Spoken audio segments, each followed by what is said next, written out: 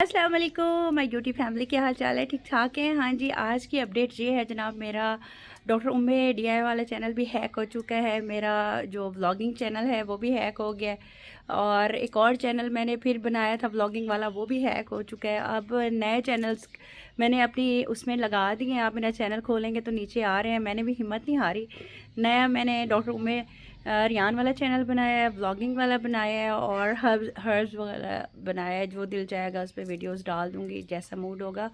गले को ना देखिएगा, कोरोना हो गया दोबारा, जो आजकल उसकी रिफाइंड फॉर्म आई हुई है वो। और आप लोग पूछ रहे थे पुरानी वीडियोस आ रही हैं आपकी। आप लोगों को पता है, कुछ जो मुझे जानते हैं, माइनर सा अटैक हुआ था, अल्हम्दुलिल्लाह रिकवरी हो गई है।